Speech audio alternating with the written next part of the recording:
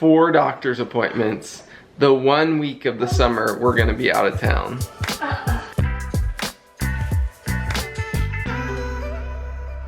Mary's got IVIG today, and I'm meeting up with a friend. If it doesn't rain, us and our sons are gonna go for a stroll around the neighborhood and catch up a little bit.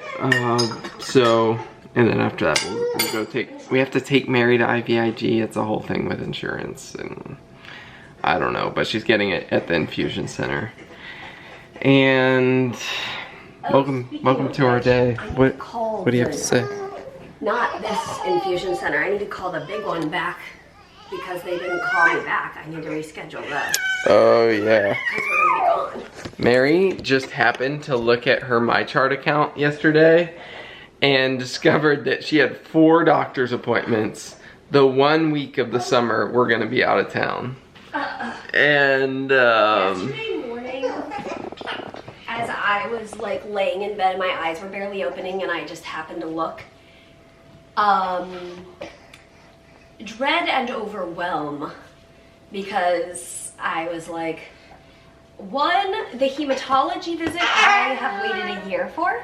yeah, a year to get that appointment. And then it's the 1 week. My brother's flying in from California. We're hanging out with him in Maryland. And yeah, so I was like, I'm not missing that. we just didn't realize that. I guess we didn't have it on the calendar. It was booked a year out. Yeah. So we didn't put it on the calendar. And then the other ones just piled up. They kind of scheduled them without my permission, sort of, that sort of thing. Anyway, I got them rescheduled, except I think the last one I haven't heard back from was the, hey bud, what's wrong? Did you want this puzzle piece? Getting a little tired. Were you ready for a nap? But yeah, I need to reschedule the infusion center one. That's for the Vyepti, which totally works. Yeah, Mary's headaches have been better. So good. I mean, the other day I had a headache and I was like, this feels weird. Like, this is the kind of headache that would turn into like what I used to call a super headache. I think it's called a migraine.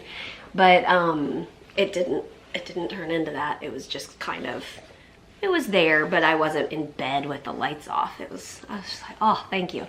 So thankful that that drug is working. So we can I wonder if we can move that up to next week. I'm wondering. Before we go out of town. If they call me back, that'd be great, but. So can you not get an option here? I don't know. I might be able to, but I didn't know if I had the energy to make that happen before. Oh yeah. I certainly can't make it happen today. Well, I shouldn't say certainly. Is it too soon to do it? I don't think so, since it's a 3-month. That's so crazy. It's been 3 months. Yeah, that is crazy. Time flies. Time flies when you're having fun. We're having a lot of fun. Hey, bud, you need to take a nap. All right, we'll see you guys a little later. I guess we gotta access your port at some point. We do. All right. Peter turned on a record for him, and it is exactly what he needed, apparently. She keeps smiling.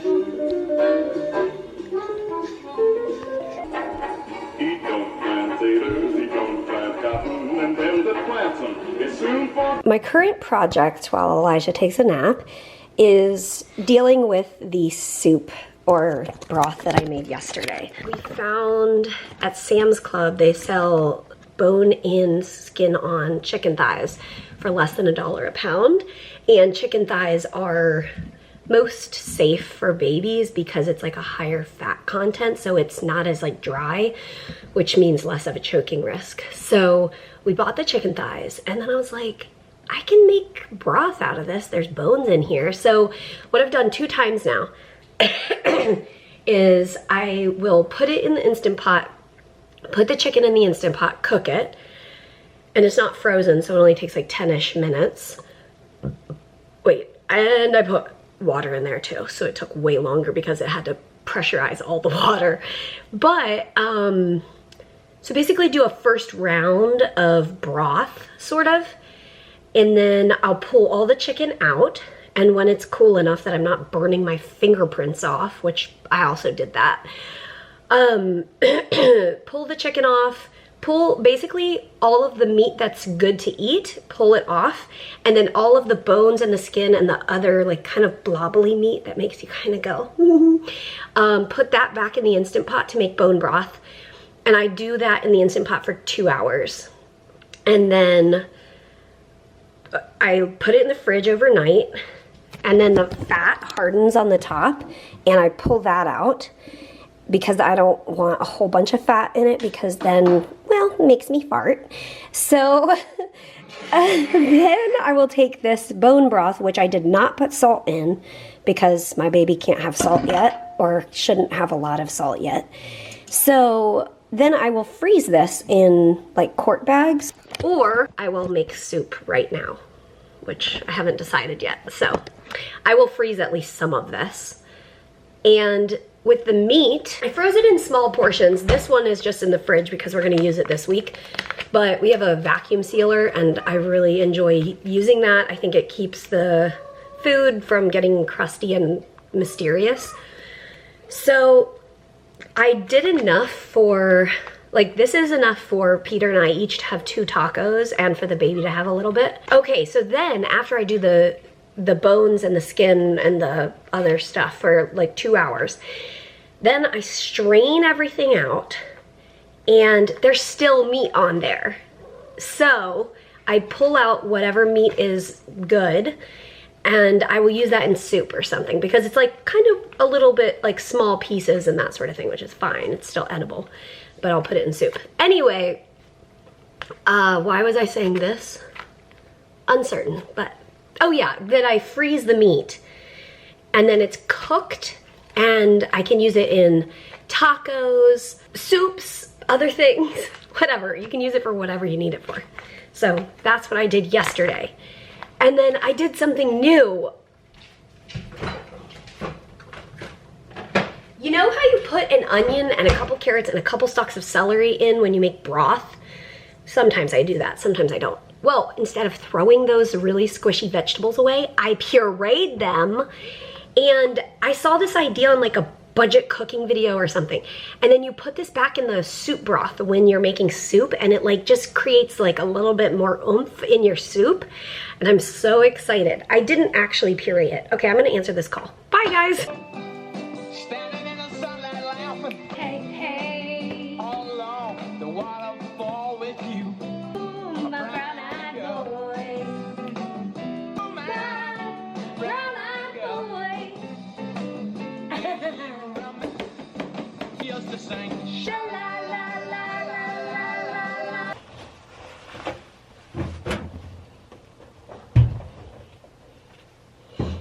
Well, many hours later, accessed my port. It worked. It worked really well, actually.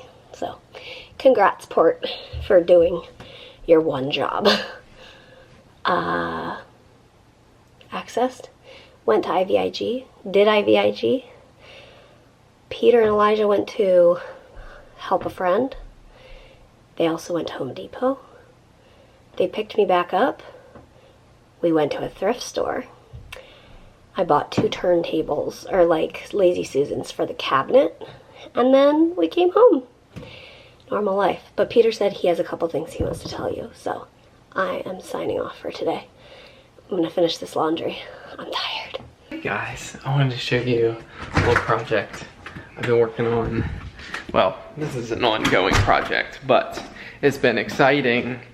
This is something I've been looking forward to in the old Maggie Dixie boat project.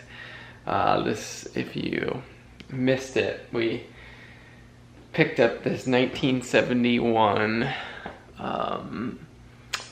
Dixie boat, which Dixie's not a well-known brand of boat, but it's been fun to learn about the history of these boats. They're built here in North Carolina. Actually, I've connected with the daughter of the guy who built this boat, and there's like a Facebook group with like 400 people in it. And anyways, I'm trying to get a hold of the original 1971 pamphlet for this boat. And anyway, so just some like original paraphernalia, because it is kind of a classic at this point. So the one project I've been looking forward to, I wanted to do a lot of other work before I got to it, but it's restoring the gel coat on this boat. What? Gonna test this? What is it? I just found it in the bottom of the washing machine. Oh yeah, I've watched the key fob went through the washing machine. I've watched it many times. Ready? Okay, it still works. Those things are resilient. I don't know what they did to waterproof them, but well done, Toyota. Anyways, I'm in the process. I use this on our old boat. It's like a fiberglass restoration system that has 3 parts. And first was taking out, I've only done the first coat on it, and it's already like, wow, huge difference. Here, I'll show you. There's one section that you can kind of see the difference. Oh, the lighting's not great. Let's see if you can tell. So I have buffed up to this little corner right here. And then when you come around the corner, you can see, this is how it all looked before. It's like cloudy, and that's oxidization. Anyways, I'm working on buffing all that out, and then I'll put on a gloss and wax on it. And this baby's gonna shine. And anyways, it's super fun and rewarding process to see this color come out. It's becoming much more of like a burnt orange, whereas with the cloudiness it kind of looks salmon, which I think looked cool, but it's I think it's looking more restored. Anyways, I'll eventually get to this as well and get that to a nice shine. Anyways, it's a work in progress, but I think I've showed you guys here on video, but the flooring that I put in, and we spray painted the seats, and it's like a vinyl spray paint, and it really came out way better than we ever imagined. So it's a work in progress. That's been a fun little, after Elijah goes to bed, go out there and work for an hour or something. Just a project to tinker on. I'm really tempted to buy this. What are you tempted to buy? A saxophone? Yeah. For Elijah? For our music room. Do you know how to play the saxophone? I can pretend. Oh, okay. We do like jazz music. Well, you heard us listening to that jazz record earlier today.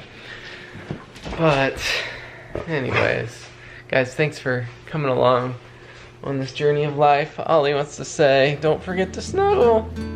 And as always, we'll see you next time. Peace out.